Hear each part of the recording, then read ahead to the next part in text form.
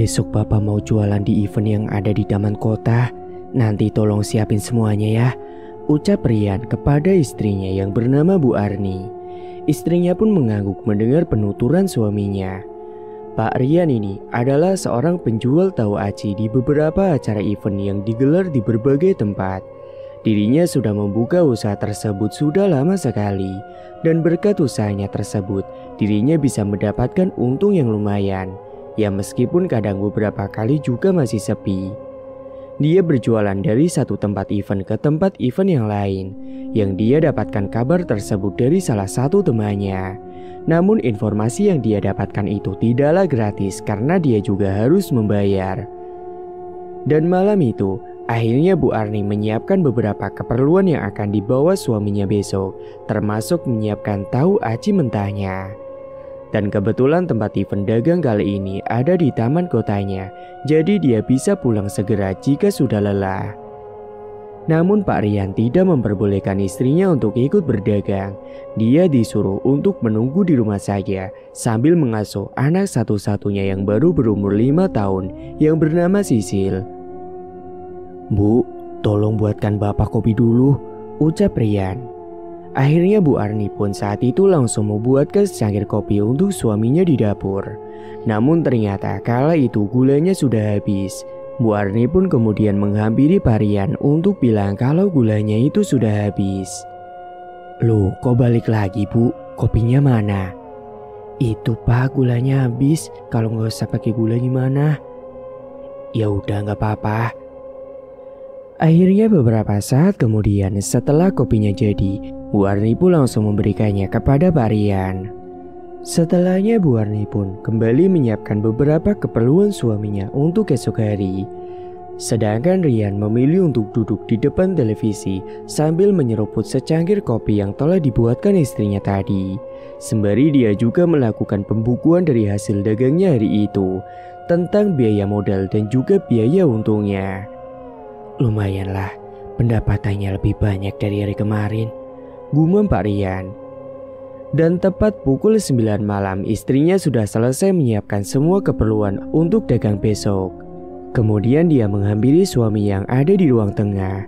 Setelahnya suaminya pun memberikan uang pendapatannya hari itu kepada Bu Arni. "Bu, ini pendapatan hari ini, tolong Ibu simpen ya, supaya nanti bisa cukup untuk keperluan sehari-hari." Bu Arni kemudian bercerita kepadanya, mungkin 3 bulan ke depan anaknya sudah berumur 6 tahun, jadi mungkin akan didaftarkan ke sekolah dasar. "Pak, Ibu mau ngomong, Sisil kan sebentar lagi, 3 bulan lagi udah masuk 6 tahun usianya." "Iya Bu, terus kenapa?" "Ya Ibu akan daftarin Sisil ke sekolah dasar Pak, dan Ibu mau minta uang buat beli beberapa keperluan nanti ya Pak." Sesaat kemudian, Rian pun terdiam sejenak. Dia berpikir sambil menyeruput kopinya. Kemudian Rian pun memutuskan menyuruh istrinya itu untuk mengambil uang dari tabungan saja untuk berbelanja semua kebutuhan yang akan nanti digunakan oleh anaknya. Akhirnya karena malam sudah mulai larut, anaknya juga sudah tertidur dari tadi. Mereka berdua pun akhirnya menyusul tidur ke kamar. Singkatnya waktu pagi hari telah tiba. Bu Arni sudah terbangun di pagi hari dan menyiapkan sarapan untuk keluarganya itu. Mereka tinggal di rumah milik mereka sendiri yang meskipun masih terbilang sederhana. Pagi itu Bu Arni sedang masak sendirian karena Pak Rian dan Sisil masih tertidur. Aroma dari nasi goreng yang dimasak oleh Bu Arni itu membuat Pak Rian langsung terbangun dan keluar dari tempat tidurnya. Perutnya serasa keroncongan sekali mencium aroma masakan pagi hari. Dia pun bangkit dan bergegas mengucek kedua matanya menghampiri istrinya yang ada di dapur. "Bu, masak apa sih Bu? Baunya harum banget bikin lapar." "Ini Pak, nasi goreng." "Ya udah Papa sana mandi dulu, nanti baru sarapan bareng." Akhirnya Pak Rian pun memilih untuk mandi terlebih dahulu karena biar segar badannya. Dan biar sekalian nunggu nasi gorengnya matang terlebih dahulu. Hingga beberapa saat kemudian Pak Rian pun sudah selesai mandi dan nasi gorengnya juga sudah matang. "Ayo Pak, sarapan dulu." Segera saat itu Pak Rian dan Bu Arni pun sarapan bersama. Dan tiba-tiba Sisil ini terbangun dan datang menghampiri mereka berdua. Akhirnya Sisil pun disuapi juga oleh ibunya. Mereka pun menikmati nasi goreng buatan Bu Arni sambil ngobrol-ngobrol bersama. "Pak, nanti setelah ini kita jadi ke pasar kan?" "Iya Bu, jadi buat beli bahan-bahan untuk besok." Kala itu Arni makanya dipercepat karena dia harus mandi terlebih dahulu. Singkatnya setelah berdandan rapi, kemudian mereka pun bersiap untuk pergi ke pasar dan Sisil juga ikut kala itu. Setelahnya mereka bertiga pun berboncengan naik motor menuju ke pasar. Perjalanan yang ditempuh cukup jauh untuk tiba di pasar. Dan pagi itu banyak sekali orang yang berlalu lalang dengan aktivitasnya masing-masing. Hingga setelah beberapa saat kemudian mereka pun akhirnya sampai juga di pasar. Bu Arni langsung masuk ke dalam pasar untuk membeli beberapa keperluan buat bikin tahu acinya dan juga yang lainnya. Sedangkan Pak Rian dan Sisil menunggu saja di parkiran karena Pak Rian dan Sisil malas ke dalam pasar karena pasti berdesakan dan lama sekali. Bu Arni seperti biasa langsung menghampiri ke penjual langganannya setiap hari untuk membeli tahu yang bagus dan murah. "Bu, beli tahunya seperti biasa ya Bu." Mbak Arni, sendirian aja Mbak?" "Iya Bu, itu suami sama anak tunggu di parkiran." Penjual tahu itu pun kemudian bergegas menyiapkan pesanannya Bu Arni. Beberapa saat kemudian setelah Bu Arni sudah selesai berbelanja, dia pun segera kembali menghampiri Pak Rian. "Sudah Bu." "Udah Pak, ayo pulang." Segera mereka pun pulang ke rumah karena sebentar lagi Pak Rian harus segera berangkat jualan. Dan sesampainya di rumah, Pak Rian langsung menata semua perlengkapan jualannya yang sudah dibuatkan semalaman oleh Bu Arni. Pak Rian ini berangkat pukul 10 menjelang siang karena event tersebut dimulai sejak siang hari sampai malam hari. Setelah dia sudah menata semua perlengkapannya, Pak Rian pun memilih duduk di depan teras dulu untuk istirahat sejenak. Tiba-tiba Arni datang dari dapur, meletakkan barang belanjaan, datang menghampiri Pak Rian. "Loh Pak, kok belum berangkat?" "Emangnya jam berapa ini Bu?" "Sudah mau jam 10 Pak." Ya udah kalau gitu Bu, Bapak langsung berangkat sekarang aja ya." "Iya Pak, hati-hati ya. Semoga dagangannya hari ini laris manis." Pak Rian pun segera berangkat dengan gerobaknya itu menuju ke event yang ada di taman kota. Sesampainya di tempat event tersebut, bukan hanya Pak Rian saja yang dagang di sana, karena ada beberapa penjual yang lain juga yang mangkal di situ dan berbagai macam-macam jualannya. Saat itu Pak Rian langsung menata semua dagangannya dan juga nyicil menggoreng tahu acinya. Acara hari itu sangat ramai sekali dan Pak Rian kewalahan karena banyak pembeli yang membeli jualannya. Tak terasa hari pun sudah mulai beranjak malam. Pak Rian pun segera berbenah untuk pulang ke rumah. Sesampainya di rumah dia langsung lanjut tidur karena sudah capek sekali. Sedangkan Bu Arni malam itu sedang sibuk menyiapkan tahu acinya buat Pak Rian untuk jualan besok. Singkat waktu, suatu hari Pak Rian ini mengalami kesialan. Pak Rian ini didatangi kawannya. Dia menawarkan kerjasama dan meminta Pak Rian untuk membantunya dengan uang. Tak tanggung-tanggung sampai 50 juta. Dan kawannya itu bernama Erik yang ditemui pas dagang di situ. Dia menjanjikan dalam waktu 2 bulan Pak Rian akan mendapatkan keuntungan 2 kali lipat. Bahkan Pak Erik ini menyuruh Pak Rian untuk meminjam uang dari bank karena Pak Rian kurang cukup uangnya. Akhirnya Pak Rian sampai menggadaikan sertifikat rumahnya di bank sebagai jaminan. Bahkan Pak Rian lakukan itu tanpa sepengetahuan Bu Arni. Dia berencana untuk membuat surprise Bu Arni jika uangnya itu sudah cair. Bahkan Pak Erik bilang kala itu kalau Pak Rian cukup terima beres saja. Dan bodohnya Pak Rian, dia melakukan transaksi tanpa adanya saksi dari pihak manapun. Dan begitu mudahnya termakan janji manis dengan si Erik. Pak Rian pun kemudian memberikan 50 juta itu secara cuma-cuma. Siang itu di acara event lain, Pak Rian didatangi Pak Erik dan mereka pun ngobrol-ngobrol bersama. Erik pun kemudian pergi, katanya mau mengurus bisnis yang ditawarkannya itu. Karena kebetulan siang itu sudah ada beberapa tawaji yang laku dan bahkan tinggal sedikit. Akhirnya Rian pun memilih untuk pulang saja ke rumah. Beberapa saat kemudian sesampainya di rumah, ternyata Bu Arni tidak ada di rumah, ada di tetangganya. Jadi Pak Rian bisa melakukan aksinya itu untuk mengambil sertifikat rumah. Dan setelah dia menemukan sertifikat rumahnya itu, Pak Rian langsung pergi ke tempat penggadaian untuk menggadaikan sertifikat rumahnya itu. Setelah Pak Rian pergi lagi, barulah Bu Arni ini pulang ke rumah. Namun dia heran karena melihat gerobaknya Pak Rian sudah ada di rumah, tapi orangnya tidak ada. Loh, ini gerobaknya sudah pulang jam segini, terus orangnya kok nggak ada ya? Akhirnya Bu Arni pun langsung mencari kesana kemari keberadaan suaminya, namun tidak kunjung ditemukan juga. Bu Arni kemudian mencoba menghubungi Pak Rian, namun ternyata HP-nya tidak dibawa.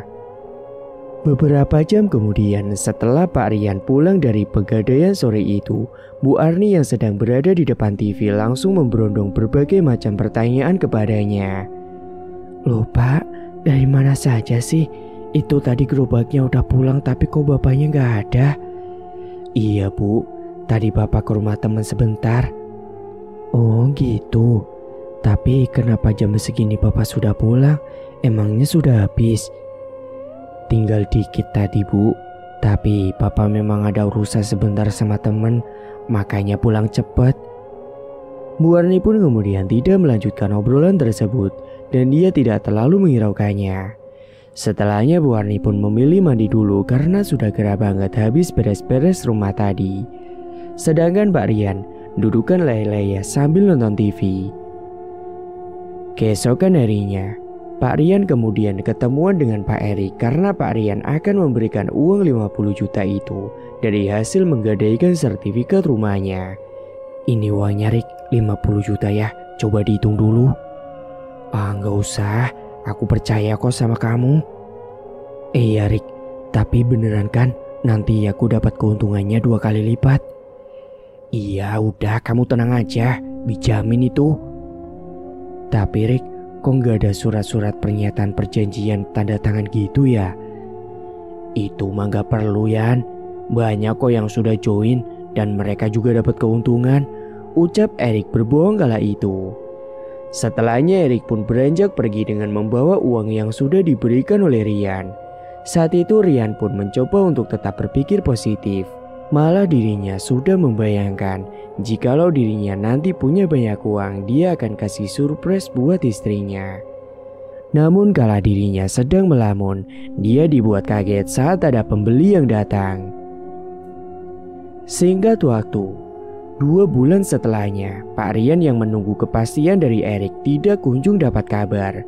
Dan yang membuat Pak Rian resah, semua kontak Erik mendadak tidak bisa dihubungi. Pikirannya pun kacau kala itu. Uang modal juga sudah di-all-in-kan untuk Pak Erik. Dia bingung harus bilang apa sama istrinya. Sementara bulan depan Sisil sudah harus mulai sekolah dan pasti akan memerlukan biaya banyak. Dan kala itu saya menenangkan diri, Pak Rian akhirnya yakin kalau dirinya itu sudah kena tipu. Akhirnya kala itu dirinya yang bertambah pusing, memilih untuk segera masuk ke dalam rumah untuk tidur saja. Singkat cerita, benar saja beberapa minggu setelahnya, tepatnya di malam hari usai Sisil tertidur, Bu Arni ini menghampiri Pak Rian ke ruang depan yang lagi bingung di depan televisi. Bu Arni minta data pembukuan penjualannya dan dia merasa heran kala mendapati hasil yang tidak seperti biasanya, bahkan jumlah modalnya pun malah jadi sedikit. Loh Pak, ini kok hasil pendapatannya menurun drastis, modalnya juga dikit lagi. Iya Bu, memang lagi sepi. Kalau gitu gimana minggu depan Pak? Sisil kan harus masuk sekolah. Loh, emangnya gak jadi pakai uang tabungan Bu? Ya jadi Pak, tapi kan tetap aja kurang.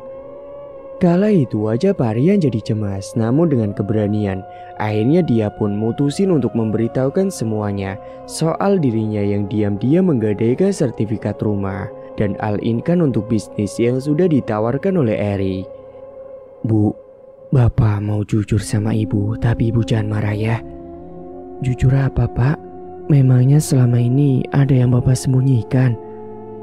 Iya, Bu. Selama ini Bapak sudah diam-diam menggadaikan sertifikat rumah kita, Bu. Astagfirullahaladzim. Buat apa, Pak? Bapak ditawari bisnis sama Erik, Bu. Dan Bapak sudah all-in-kan semuanya, serta gadaikan sertifikat itu untuk uang 50 juta yang kemudian Bapak kasihkan ke Erik.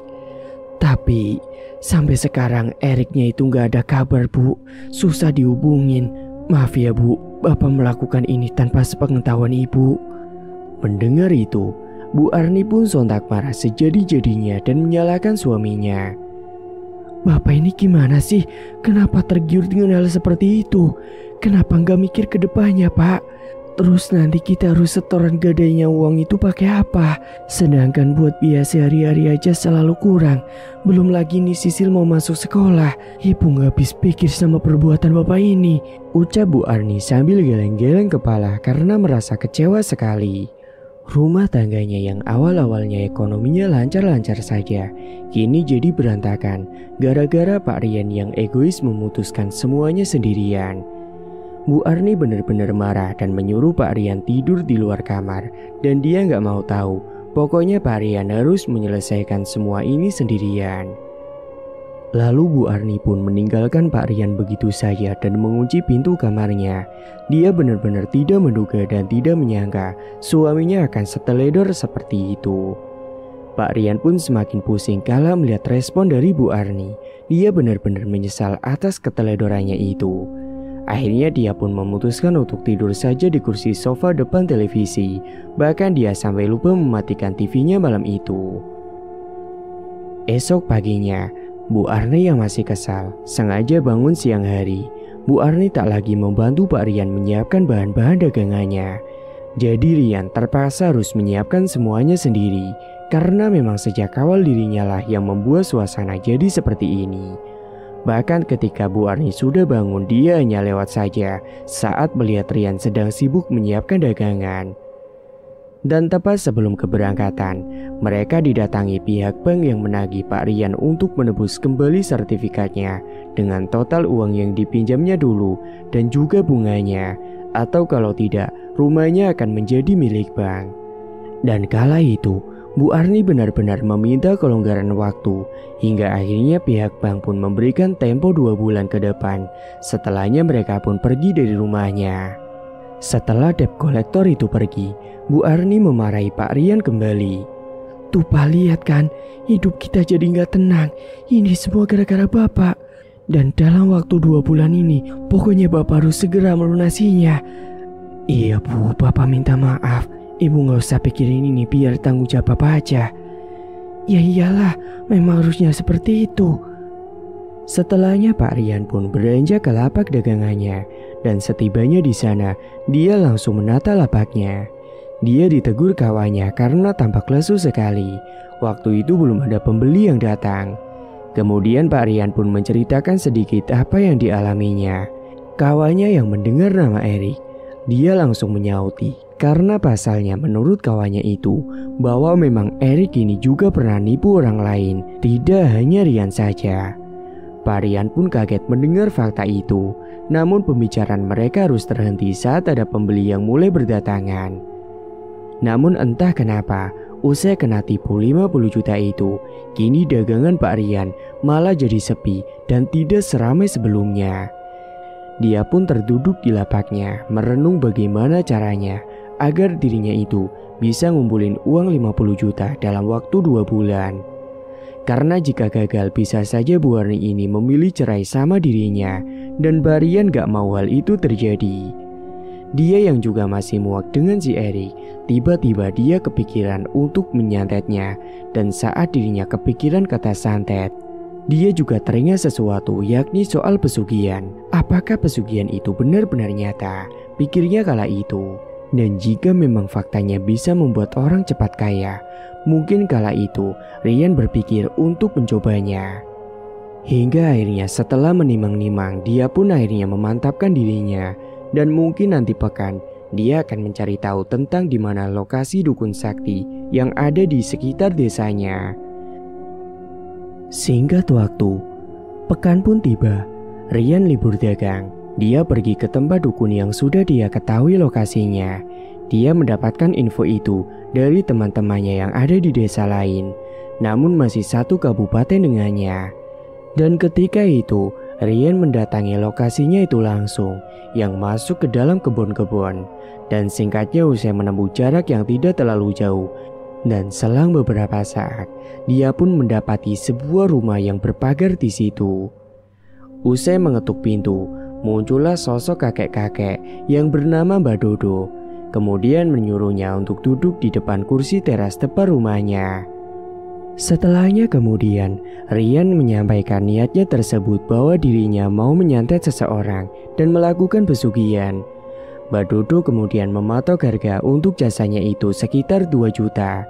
Untungnya Pak Rian bawa uang kala itu. Dia pinjam temannya sekitar 3 juta. Dan usai sepakat, Mbak Dodo pun menyuruh menunggunya sampai malam hari. Dan singkatnya malam pun telah tiba. Mbak Dodo kemudian mengajak Rian untuk melakukan ritualnya. Ayo ikuti saya, kita mulai ritualnya sekarang. Rian pun berjalan mengekor di belakang Mbak Dodo. Dan Rian pun diajak masuk ke sebuah ruangan yang sudah tertata sesajen dan juga kemenyan di dalamnya. Kesiur angin malam itu terasa dingin ketika menembus tembok yang terbuat dari lempengan kayu itu. Awalnya Mbak Dodo melakukan ritual untuk penyantetan si Erik. Mbak Dodo mulai membakar kemenyan dan dia langsung mengambil boneka santet yang kemudian diasapkan di atas kemenyan sambil membacakan beberapa mantra-mantra. Kemudian boneka santet itu disiram dengan darah yang berwarna merah kental, bahkan baunya amis sekali, lalu masih tetap diasapkan. Setelahnya Mbak Dodo menusuk-nusuk boneka itu beberapa kali. Pak Rian yang melihat ritual itu merasa merinding. Dia bergidik ngeri karena baru pertama kalinya melihat hal seperti itu. Sesaat kemudian, Rian mendapati ada asap hitam yang kemudian masuk ke dalam ruangan dan berhenti di sampingnya Mbak Dodo. Yang kemudian Mbak Dodo berucap sesuatu ke arah si asap itu. Usai selesai, asap itu pun menghilang dengan sendirinya keluar dari ruangan tersebut. Akhirnya ritual penyantetan pun selesai. Kemudian lanjut untuk melakukan ritual untuk pesugihan. Setelah ini, kamu harus bertapa di bawah pohon besar keramat. Kemudian Rian pun diajak ke belakang untuk mandi kembang terlebih dahulu. Rian pun melepas bajunya dan dia pun disiramkan kembang 7 rupa oleh Mbak Dodo sambil dibacakan mantranya. Usai mandi kembang, Pak Rian diajak pergi ke tengah kebun. Di sana ada pohon besar keramat dan nantinya Pak Rian akan bertapa di sana semalaman. Beberapa saat kemudian mereka pun akhirnya sampai juga di tengah kebun, tepatnya di bawah pohon besar keramat itu.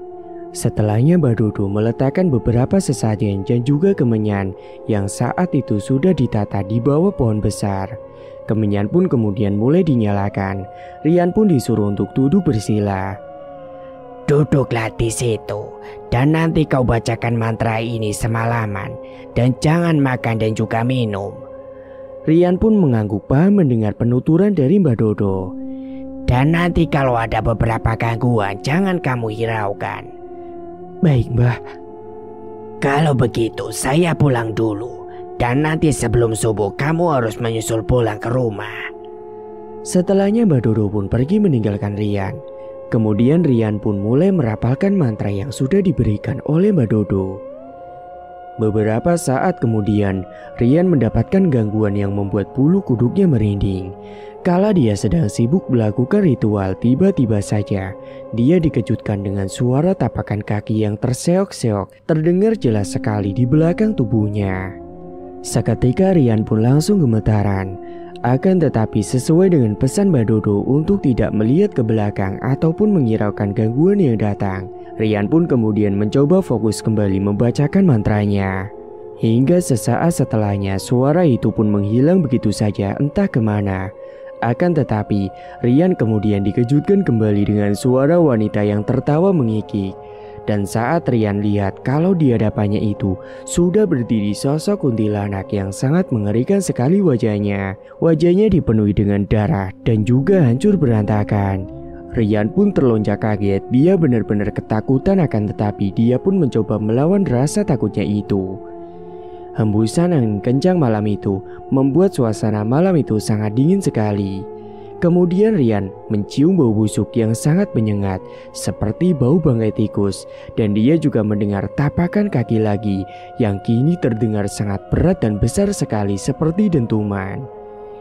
Suara langkah kaki itu membuat seperti tanah bergoyang, hingga akhirnya sosok tinggi besar itu pun berjalan menuju ke depannya si Rian. Keringat dingin menetes dari pelipis dahinya, bahkan sekujur tubuhnya itu benar-benar terasa kaku. Dia benar-benar takut sekali. Hingga setelahnya, sosok itu pun akhirnya pergi meninggalkan Rian sendirian yang masih terus fokus melakukan ritualnya, menyelesaikan membaca mantra. Dan sosok itu menghilang meninggalkan kepulan asap. Beberapa jam kemudian, kesiur angin kencang sekali datang seperti angin puting beliung yang hanya berpusat pada pohon besar yang ada di hadapannya Pak Rian. Pak Rian sampai merasa ikut mau terbang karena saking besarnya angin itu. Hingga sesaat kemudian Rian pun melihat ada sebuah asap putih tebal dan angin pun sudah mulai reda. Kemudian Rian pun melihat ke arah asap putih itu yang kemudian perlahan-lahan berubah wujud menjadi sosok pocong yang sangat tinggi besar sekali, sungguh mengerikan.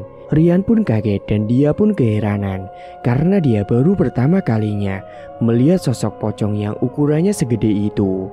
Karena biasanya dia melihat kalau sosok pocong itu standar seperti biasanya. Mungkin pocong ini tidak standar.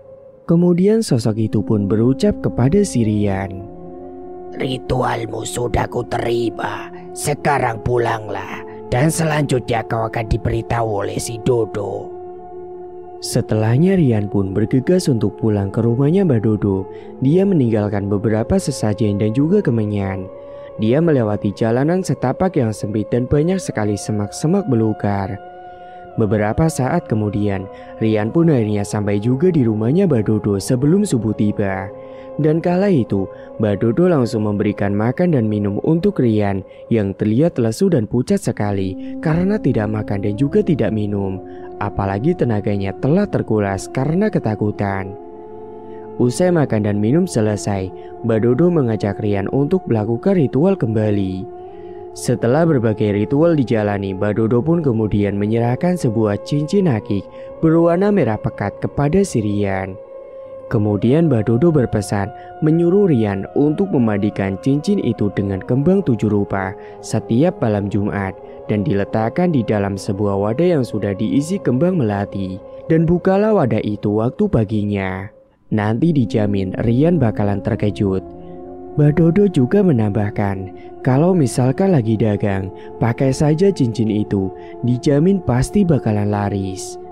Kemudian Mbak Dodo juga mewanti-wanti agar Pak Rian tidak lalai saat harus memandikan batu itu. Jikalau dirinya lalai, dia harus siap menerima resikonya. Usai paham, Rian pun mengucapkan terima kasih banyak dan kemudian pamitan untuk pulang. "Ingat, janganlah sampai dirimu lupa ataupun lalai tidak memandikan batu itu. Kalau sampai dirimu lalai, kau sendiri yang akan menerima resikonya." "Baik Mbah, kalau begitu saya pamit pulang dulu. Terima kasih banyak Mbah." Rian pun kemudian segera pulang ke rumah dengan motornya. Dan singkat cerita, semua yang dititahkan Mbak Dodo telah Rian jalani. Dan tibalah di Jumat pagi, setelah tadi malamnya Rian melakukan ritual pertamanya. Diam-diam tanpa sepengetahuan Bu Arni, Rian ini dibuat terkejut saat mendapati wadah yang tadinya berisi bunga melati, kini telah berubah menjadi uang yang tidak terhitung jumlahnya.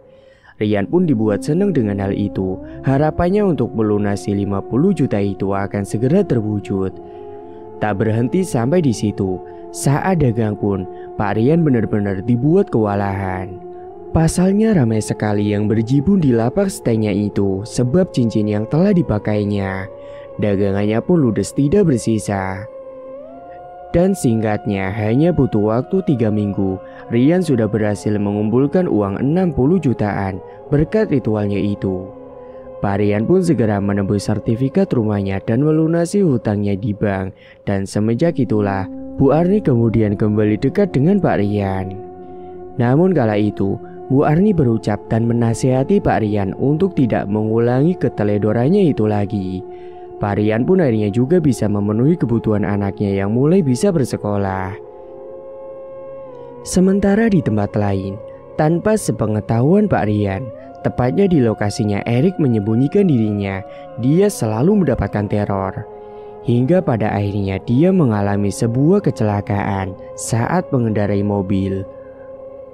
Saat itu Erik baru saja pergi entah dari mana. Dia mengendarai mobilnya dan tiba-tiba saja dia melihat ada sekelebat bayangan putih yang melintas di hadapannya. Dan kemudian bayangan putih itu pun berubah wujud menjadi sosok genderuwo yang sangat mengerikan sekali. Sontak Erik yang terkejut melihat sosok itu, akhirnya dia pun banting setir sehingga dia menabrak sebuah pembatas jalan. Mobilnya itu langsung ringsek parah dan bahkan Erik juga tubuhnya hancur kala itu. Segera para warga membantu Erik dan dia dibawa ke rumah sakit untuk dimakamkan. Kembali lagi ke rumahnya Pak Rian. Usai dirinya senang dengan kekayaan yang diraih dengan cara sesat itu, Rian malah semakin ketagihan melakukan ritualnya. Hingga dia tidak sadar bahwa bahaya sedang mengincar dirinya di kemudian hari. Namun, semenjak dirinya kaya raya dan juga berkelimang harta, Rian sekeluarga selalu mendapatkan teror gangguan yang menyeramkan di rumahnya. Suatu malam, Bu Arni yang sedang buang air kecil karena terbangun dari tidur, tiba-tiba saja mendengar ada suara wanita yang tertawa mengikik jelas sekali dari dalam kamar mandi. Dan suara itu membuat Bu Arni merinding. Dia pun kaget saat ada yang mengetuk pintu kamar mandinya beberapa kali dari arah luar. Segera Bu Arni pun membukakan pintunya karena takut. Dan setelah pintunya dibuka, betapa terkejutnya Bu Arni ketika melihat ada sosok pocong tinggi besar dan sangat menyeramkan sekali. Wajahnya hancur dipenuhi dengan darah dan nanah, baunya juga busuk sekali. Sontak tubuh Bu Arni pun langsung terbujur kaku, hingga akhirnya dia pun ambruk pingsan di depan kamar mandi. Saat itu Arni pingsan dengan kepala yang terbentur oleh tembok. Keesokan paginya, Pak Rian yang sudah bangun tidur, dia kaget mendapati istrinya sudah terkapar di depan kamar mandi. Dia pun segera mengangkatnya dan kemudian meletakkannya ke kamar. Hingga setelah beberapa saat kemudian, akhirnya Bu Arni pun tersadar dari pingsannya itu. Dan di malam berikutnya, terjadi lagi hal yang sama pada Sisil. Dia yang sedang mainan sendiri di kamarnya, tiba-tiba saja dia nangis kejer. Dan kala itu ternyata dirinya melihat sosok kuntilanak yang berada di pojok kamarnya dengan pakaian putih lusuh dan wajah yang menyeramkan. Segera mereka pun pergi ke kamarnya Sisil dan mereka melihat keadaannya si Sisil. Namun saat itu mereka melihat kalau Sisil ini sudah menenggelamkan kepalanya dan juga kakinya yang masuk ke dalam selimut karena ketakutan. Bu Arni pun kemudian langsung menggendong tubuh Sisil yang masih nangis dan mencoba untuk menenangkannya. Hingga beberapa saat kemudian, Sisil pun mulai tenang dan tidak menangis lagi. Akan tetapi, tiba-tiba hembusan angin kencang masuk ke dalam rumah, membuat suasana rumah malam itu sangat mencekam sekali. Setelahnya Rian pun duduk di depan teras rumah dan dia ngopi sambil merokok dan tiba-tiba saja dia dikejutkan dengan bayangan putih yang melintas dan berhenti di pohon yang ada di depan rumahnya itu. Dan saat dilihat dengan seksama lagi, ternyata bayangan putih itu berubah wujud menjadi sosok pocong yang sangat menyeramkan sekali. Tubuhnya besar, matanya merah menyala, menatap tajam kepada lawan bicaranya. Namun pada akhirnya ketakutannya pun sudah di puncak. Dia pun langsung akhirnya masuk ke dalam rumah dengan jantung yang berdegup kencang sekali dan membasahi tubuhnya. Kala itu Bu Arni sempat menanyakan kepada Pak Rian kenapa dirinya itu seperti ketakutan dan juga ngos-ngosan. Namun Pak Rian menjawab dengan alasan bahwa dirinya itu baik-baik saja. Setelahnya Pak Rian dan Bu Arni memilih tidur karena sudah capek dan lelah. Bahkan suatu hari, Pak Rian yang baru saja pulang berjualan sendirian malam itu, Dia melewati jalanan yang sepi. Dan tiba-tiba saja kala itu Rian yang sedang dalam perjalanan pulang, dia diikuti oleh sosok kuntilanak yang sangat mengerikan. Sosok itu terbang mengikutinya di belakang dengan pakaian putih lusuh dan juga penuh dengan tanah. Bahkan wajahnya hancur penuh dengan darah. Dan singkat waktu, 1 tahun telah berlalu. Suatu hari saat sedang jalani ritual, tiba-tiba Pak Rian ini didatangi sosok penunggu batu itu. Dan sosok itu meminta Sisil sebagai tumbalnya demi Pak Rian untuk menerima kekayaan yang lebih lagi. Pak Rian yang masih ketakutan dengan gugup, dia pun berkata bahwa dia tidak mau menumbalkan anaknya. Sosok itu tetap maksa, namun Pak Rian juga tetap menolak. Jika kau menolak memberikan anakku, maka kau sendirilah yang akan menanggung resikonya, ujar sosok itu yang kemudian menghilang. Hingga suatu malam, saat Pak Rian sedang tertidur, dia dikagetkan dengan ledakan yang tiba-tiba terdengar di atap rumahnya kencang sekali. Setelah berbunyi ledakan itu, mendadak tubuh Pak Rian langsung kaku tak bisa bergerak. Bahkan dia merasakan sakit pada bagian dadanya dan bahkan tidak bisa berucap kala itu. Dan pagi harinya, Arni yang mengetahui kondisi Pak Rian langsung panik dan khawatir. Dia kemudian meminta bantuan para warga dan warga pun mengusulkan untuk mendatangkan mantri saja ke rumahnya. Namun setelah diperiksa, mantri pun keheranan karena menurut pemeriksaan tidak ada gejala penyakit apapun. Kemudian salah satu tetangganya yang ada di situ berucap kalau jangan-jangan Pak Rian ini telah terkena guna-guna atau santet dan menyarankan beliau untuk mendatangkan orang pintar saja yakni semacam ustadz. Ustadz itu bernama Ustadz Somad. Dia pun kemudian didatangkan. Dan setelah Ustadz Somad berada di rumah, beliau merasa ada energi negatif dengan batu yang dikenakan oleh si Rian. Akhirnya dengan doa-doa yang dibacakan pada sebuah air yang diletakkan di baskom, cincin tersebut kemudian dilepas dari jarinya Pak Rian. Dan ketika cincin itu dimasukkan ke dalam baskom air tersebut, semua mendadak terkejut karena tiba-tiba air yang tadinya biasa saja malah mendadak menjadi panas dan mengeluarkan kepulan asap seperti halnya air mendidih. Dan bersamaan dengan itu pula Rian kejang-kejang dan juga batuk-batuk darah. Hingga naas akhirnya Rian pun tidak berhasil diselamatkan dan dia meninggal dunia dengan kondisi mata melotot. Bu Arni dan Sisil pun menangis melihat hal itu. Kemudian ibu-ibu tetangga berusaha menenangkannya. Dan setelah kondisi mulai stabil, Ustadz Somad menuturkan bahwa kemungkinan Pak Rian telah menjadi korban atas perjanjian yang sudah dia jalani sendiri. Pak Rian kala itu dipaparkan telah terikat sebuah pesugihan dan Ustadz Somad mengira kalau sebenarnya Sisilah yang akan ditumbalkan. Dan mungkin Pak Rian menolak, makanya dirinya pun yang tewas. Bu Arni yang mendengar fakta tersebut antara marah dan juga sedih, pokoknya campur jadi satu.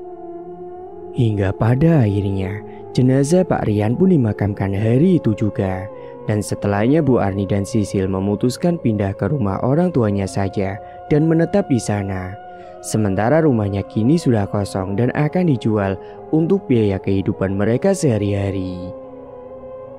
Janganlah mudah gampang tergiur dengan penghasilan yang lebih besar dari orang lain tanpa tahu seluk-beluknya terlebih dahulu. Semoga kita semua dijauhkan dari hal-hal yang demikian, apalagi sampai melakukan perbuatan yang menyimpang agama. Tamat. Ceritaku selesai. Terima kasih bagi Mas E dan Mbak E yang sudah setia menyimak cerita ini sampai akhir. Dan bagi yang belum menekan tombol subscribe, silakan klik tombol subscribe sekarang juga. Dan semoga kalian semua dimanapun berada selalu sehat-sehat semua dan dimudahkan segala urusannya. Dan sampai jumpa lagi di cerita terbaru yang akan Mang Ripan bawakan nantinya.